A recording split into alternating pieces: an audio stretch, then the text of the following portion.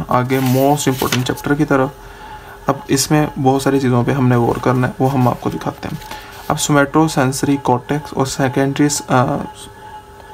Secondary जो हमारे पास somatosensory cortex area है, इसमें हमने गौर करना है कि क्या क्या चीज़ें इन्वॉल्व होती हैं। बेसिकली पहले तो ये ब्रॉडमैन एरिया पे पूछते हैं। 3 और 12 और 40 और 43 इसके Brodmann area secondary somatosensory cortex के ऊपर, ठीक है। उसके बाद आ जाते हैं कि मोस्ट इम्पोर्टेंटली जो बात पूछी जाती है वो ये होती है कि कौन सा डिपेंडेंट है स्टिमुलस पे। याद रखिएगा, ये जो हमारे पास प्राइमरी होता है ये इंडिपेंडेंट होता है एफरेंट फाइबर्स पे, यानी कि एफरेंट होते हैं जो स्टिमुलस किया, मतलब कि बाहर से कुछ चीज़ ने टच किया, ये स्टिमुलस ले के जाते हैं टुवर्ड ब्रेन, ये उन पे डिपेंडेंट नहीं होते। जबकि जो सेकेंडरी है ये डिपेंडेंट होता है। इसमें लेयन होने से क्या होता है, सेंसेशन ही फील नहीं होती, एलिमिनेशन हो जाती है, ठीक है। और इसमें लेयन होने से लर्निंग बिहेवियर में चेंज आती है। और सबसे मोस्ट इम्पोर्टेंट MCQ जो 2022 के प्रॉप में आया था कि पेन, अब जब ये हमारा एरिया ख़राब होगा और हमें कोई पेन की थ्रेशोल्ड आई, पेन की स्टिमुलस आई, तो हमें पेन फील नहीं होगी। और सेकेंडरी में अगर ये एरिया हमारा ख़राब होगा, इसमें कुछ लेयन होगा, तो पेन की थ्रेशोल्ड बहुत ज़्यादा इंक्रीज़ कर जाती है, मतलब 2-3 टाइम्स ज़्यादा पेन फील होती है। ओके, ये याद रखिएगा। ओके, सो ये होगी आपकी बात। उसके बाद हम आगे आ जाते हैं। माइलेटेड नर्व फाइबर्स कौन से होते हैं, अल्फ़ा बीटा टाइप होती है। उसके बाद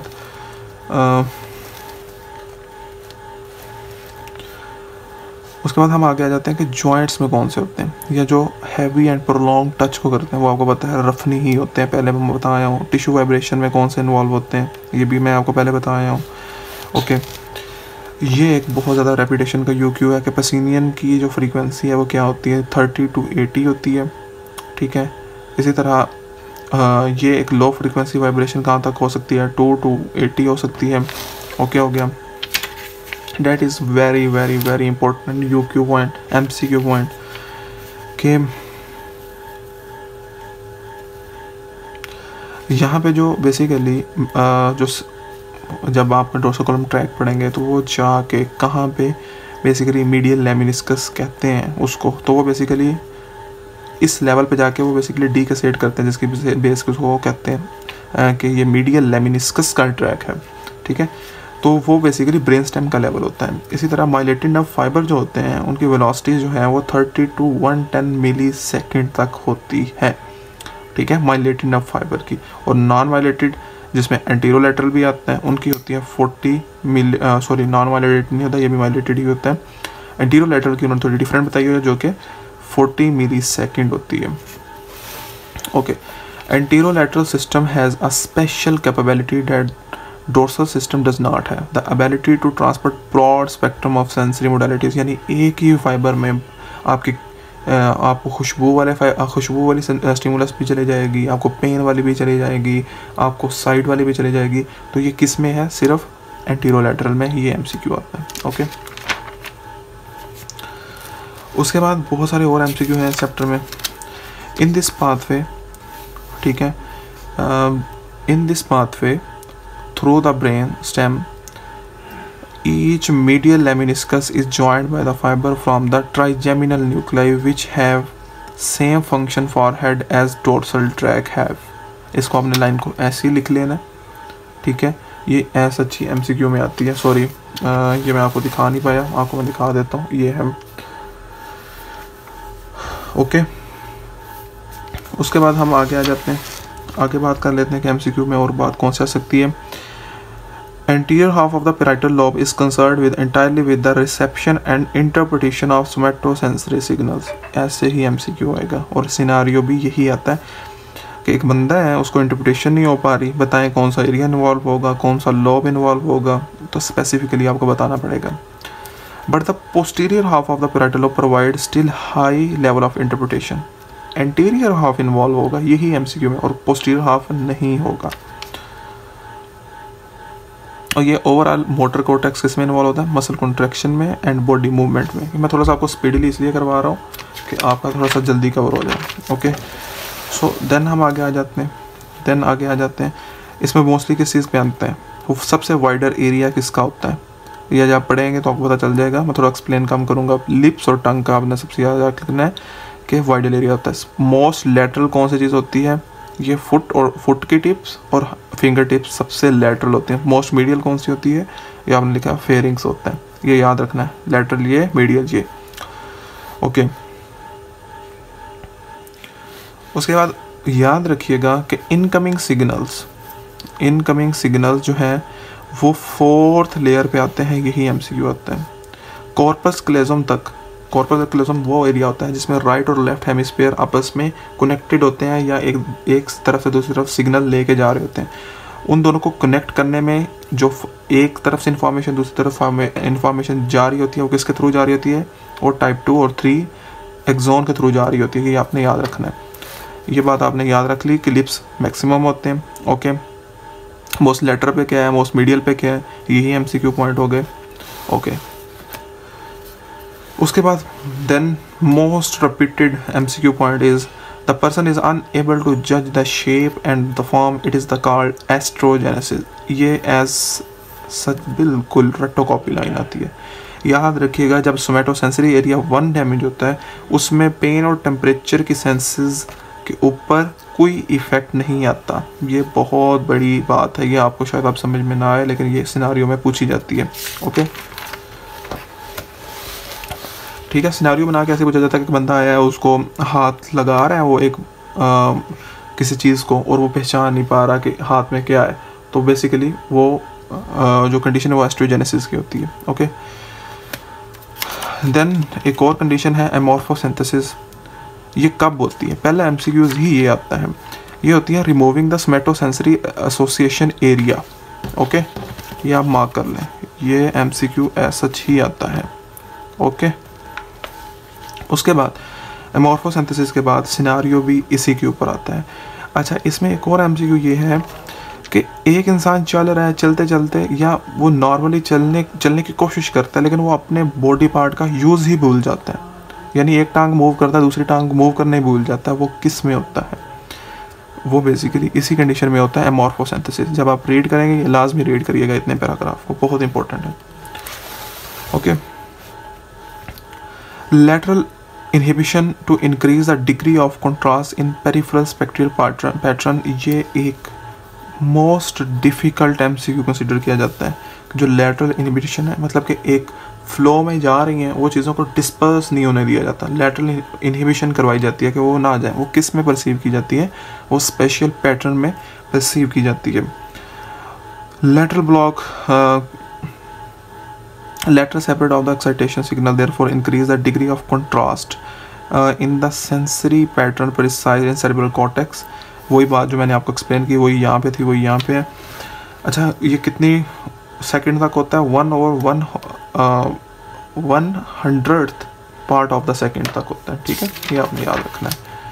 ओके, अब हम थोड़ा सा और एमसीक्यू के ऊपर गौर कर लेते हैं। ये चीज़ें मैंने आपको लिखवा देनी है, आपने ज़रा इसको गौर कर लेना है। पहले ये होता है एग्नोसिया के केस में अनएबल टू आइडेंटिफाई या प्रिसाइज ऑब्जेक्ट्स, उसमें बंदा आइडेंटिफाई ही नहीं कर पाता कि मेरे हाथ में पेंसिल पकड़ी हुई है, मेरे हाथ में पेन पकड़ा हुआ है, जैसे हम नॉर्मली कर लेते हैं। जब कॉर्टिकल ट्रैक का लेयन होता है तो उसकी वजह से इस टोटल लॉस, मतलब कि उसकी वजह से हर चीज़ लॉस हो जाती है, हर तरह की सेंसेशन। वाइल जब सब कॉर्टिकल होता है तो लॉस जो है वो कंप्लीट नहीं होता, ये याद रखिएगा।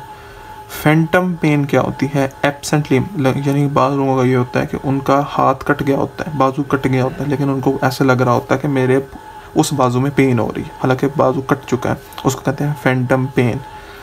Projection of fibre from the relative sensory area to somatosensory area 1, ये होती है। ये याद रख लीजिए, एमसीक्यू में भी आ सकता है, एससीक्यू में भी आ सकता है। ठीक है, from the relative sensory area to somatosensory area 1 dorsal root can regenerate। Okay, regenerate मतलब कि दोबारा रीजनरेट कर सकता है। अच्छा, ये आपने ऐसे ही बना लेना है, बहुत ज़्यादा इंपॉर्टेंट है। इसमें बहुत सारा MCQ आए भी हैं, एक आया भी है इस 2022 के प्रॉप में, मैं आपको बताता हूँ। Dorsal column track basically ipsilateral होता है, इसकी वजह से लॉज ऑफ प्रोप्रियोसेप्शन होती है। Dorsal column tract spinal cord में हो गया। उसके बाद ब्रेन स्टेम और उसके ऊपर कॉन्ट्रालैटरल होता है। ये बहुत ज़्यादा MCQ में इंपॉर्टेंट बात है। स्पाइनल में वो इप्सिलैटरल, ब्रेन स्टेम के लेवल पे जाके कॉन्ट्रालैटरल। स्पाइनोथैलेमिक दो तरह के होते हैं, एंटीरियर लैटरल, दोनों कॉन्ट्रालैटरल। स्पाइनोसेरिब्रल ट्रैक इप्सिलैटरल होते हैं, जिसकी वजह से हाइपोटोनिया और मोटर एटेक्सिया भी हो सकता है। असेंडिंग ट्रैक मीडियल साइड पे होते हैं, loss of sensation in lower body, ascending in lower body. Ascending tract जो लेटरल साइड पे होते हैं इन अपर बॉडी, मीडियल में लोअर, लेटरल में अपर, ये याद रखिएगा। ओके, उसके बाद ablation of the somatosensory area 1, defect in sense position या एस्ट्रोजेनेसिस। ओके, इसमें जजमेंट ऑफ शेप नहीं हो पाता, ठीक है। एब्लेशन ऑफ सोमैटोसेंसरी एरिया 2, इसके वजह से क्या होता है, लर्निंग बिहेवियर इफेक्ट होता है। ये ऐसे ही MCQ आएंगे, ये पॉइंट आपको ऐसे ही नोट करने पड़ेंगे। ओके, लेकिन ऑफ सोमैटोसेंसरी एरिया क्या होता है, इसमें अमॉर्फोसिंथेसिस होती है। अमॉर्फोसिंथेसिस को हम और क्या कहते हैं, इसको हम निग्लेक्ट सिंड्रोम भी कहते हैं। ये लिख लें, ये ऐसे ही MCQ आएगा, सिनारियो भी ऐसे ही आता है। इसमें कौन सा लोब इन्वॉल्व होता है मैं पहले बता के आया हूँ, posterior part of parietal lobe, ठीक है, प्लस बेसल गैंग्लिया में इन्वॉल्व। ओके, लेकिन ऑफ प्राइमरी सेंसरी कॉर्टेक्स की वजह से क्या होता है, विजुअल एगोनेसिया, एडिटरी एगोनेसिया, कलर एगोनेसिया, पोजीशन एगोनेसिया, इन सब चीज़ें में इन्वॉल्व होती हैं। ये आपने ऐसे ही लिख लेना है। उसके बाद लास्ट चैप्टर जो है उसको जल्दी से हम देख लेते हैं। जो हमारे पास बेसिकली क्या होता है, सब्सटेंस P होता है, इन्हेंस करता है सेंसिटिविटी ऑफ पेन एंडिंग्स की, उनकी सेंसिटिविटी को ज़्यादा पेन फील करती हैं, ठीक है। 45 और अबव पे जाके हमें पेन की स्टिमुलस फील होती है। उसके अलावा यहाँ पे आ जाते हैं ग्लूटामेट न्यूरोट्रांसमीटर है किसका, फास्ट पेन का। स्लो पेन में कौन सा है, न्यूरोट्रांसमीटर P सब्सटेंस है। ओके, उसके बाद MCQ आता है कि ये आफ्टर होती है, ये बिगन कब होती है। ये फास्ट पेन 0.1 सेकेंड से पहले हो जाती है, ये 1 सेकेंड के बाद होती है। अच्छा, उसके बाद एक और चीज़ आती है कि इसमें थर्मल और मैकेनिकल स्टिमुलस दोनों होती हैं। इसमें थर्मल और मैकेनिकल प्लस केमिकल, ये 3 चीज़ें आती हैं। मोस्ट इंपॉर्टेंट UQ मार्क कर लें, इसको स्टार कर लें। ये डेल्टा फाइबर के थ्रू और ये C फाइबर के थ्रू जाती है। इसकी स्पीड 6 to 30 मीटर पर सेकेंड होती है, इसकी 0.5 मीटर पर सेकेंड होती है। फिर एक इंपॉर्टेंट MCQ पॉइंट, SCQ में फंसाया जाता है, हमें पता ही नहीं चलता। वो क्या कहते हैं, एक पर्सन है, उसने किसी को टच किया और वो शार्पली पीछे किया है, अब फास्ट पेन है, बताएं कौन सा ट्रैक इन्वॉल्व है। बस उन्होंने फास्ट पेन कह दिया, अब हम सोच में पड़ जाते हैं कि पेन है तो जी स्पाइनोथैलेमिक ट्रैक होगा, न्यूरोनाटमी जब हम पढ़ के होते हैं। नहीं, फिजियोलॉजी में अगर फास्ट पेन का वर्ड आ जाए तो आपने नियो स्पाइनोथैलेमिक ट्रैक लिखना है, और स्लो पेन हो तो पेरियो स्पाइनोथैलेमिक ट्रैक। ओके, ये MCQ पॉइंट आपने लिख लिए। उसके बाद हम आ जाते हैं आगे।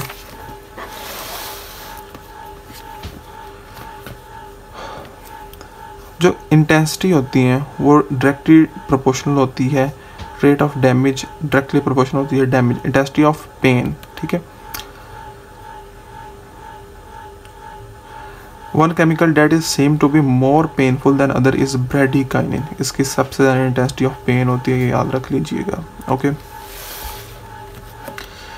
बस इसमें एक ही बात इंपॉर्टेंट है नियोस्पाइनोथैलेमिक ट्रैक में, वो ये है कि ये बेसिकली लेमिना 1 में एंड होता है और मोस्टली जो है वो जाके एंड होते हैं थैलेमस में। ओके, ये बहुत इंपॉर्टेंट बात है। और इस्कीमिया पेन जो होती है वो टर्मिनेट कहाँ करती है, लेमिना 2 और 3 में। ये भी एक MCQ पॉइंट हो गया। व्हेन द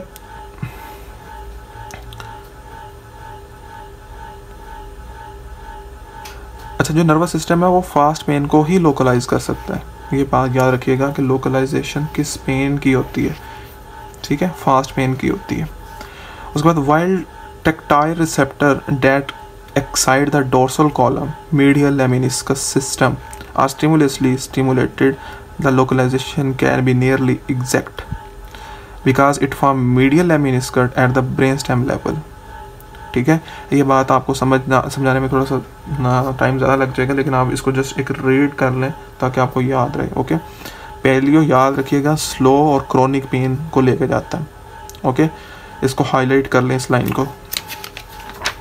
ओके, सो अब हम पैलियो स्पाइनोथेरेपी के ट्रैक में आ गए हैं। इसमें बेसिकली याद रखिएगा कि लेमिना 2 और 3 और सब्सटेंशिया जेलेटिनोजा इन्वॉल्व होते हैं, और ये मोस्टली एंड कहाँ पे होती है, वो लास्ट वाली के ओपोजिट होगी।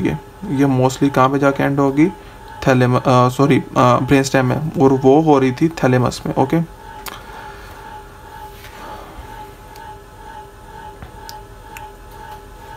अच्छा यहाँ पे एक पार्ट है कि lower part of the body a cordotomy in the thoracic region of the spinal cord offer relieve the pain for few, और मतलब एक जगह पे पेन होती है, हम किसी और जगह ऑपरेट करके उस पेन का इलाज कर देते हैं, तो वो कहाँ पे होती है, उस चीज़ के रिलेटेड यहाँ पे MCQs हैं 2।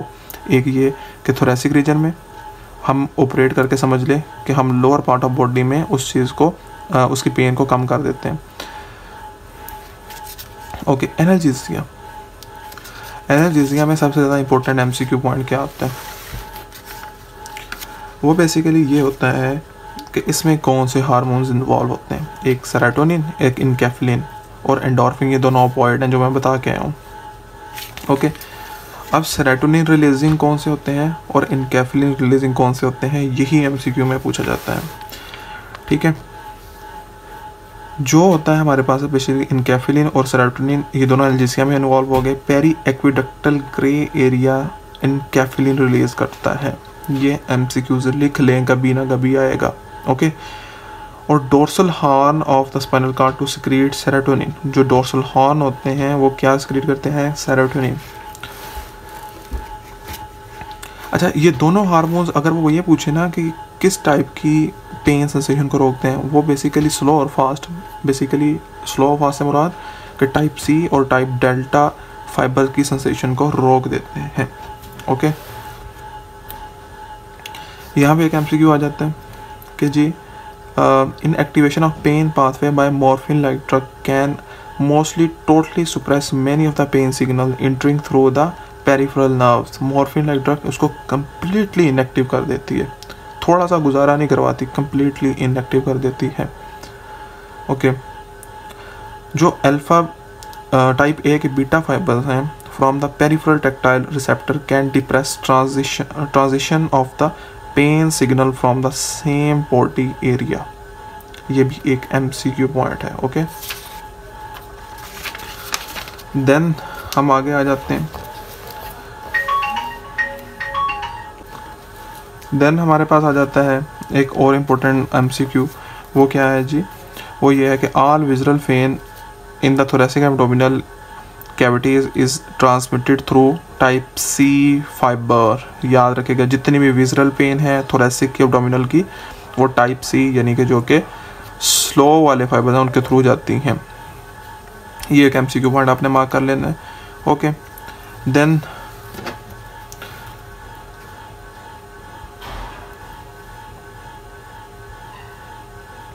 अच्छा, कन्वर्जेंस क्या होती है, ठीक है, या प्रोजेक्शन थ्योरी क्या है, ये भी एक MCQ पॉइंट है कि जब दो फाइबर्स जो डिफरेंट एरिया से, सपोज एक हाथ से लेके आ रहा है और एक टांग से लेके आ रहा है, दोनों एक सेम हॉर्न पे आके साइनैप करें और सेम जगह पे सिग्नल लेके जाएं, यानी सेम कॉर्टेक्स में सिग्नल लेके जाएं, उसको हम कहते हैं कन्वर्जेंस, यानी वो दोनों जगह से आए, आपस में मिले और आगे सिग्नल्स लेके गए। ओके, ये होती है बेसिकली ये चीज़। अच्छा, एक चीज़ याद रखिएगा, एलोडाइनिया causes pain in response to anochus stimuli।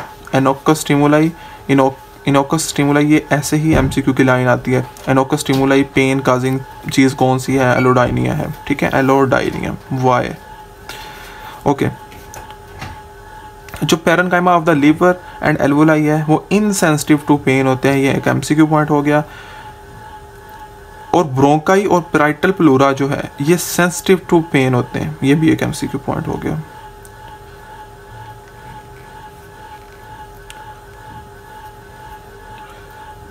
उसके बाद हम आगे बात कर लेते हैं यहाँ पे कि directly into the local conversely parietal sensations are conducted directly into the local spinal nerves. जो पैराइटल सेंसेशंस हैं वो कहाँ पे जाती हैं, वो लोकल स्पाइनल नर्व्स में जाती हैं। पैराइटल मतलब दूर के सेंसेशन। जैसे एक सपोज कर लें, पैराइटल क्या होता है? पैराइटल बेसिकली ये होता है कि आपकी अपेंडिसाइटिस हो गई है तो उसकी वजह से पेन हो रही है। अब पेन हो रही है तो पहले आपको पेन कहाँ फील होती है? पहले आपको पेन होती है अम्बिलिकस पे फील, फिर वो कहाँ जाती है? हो जाती है राइट इलियक फोसा में।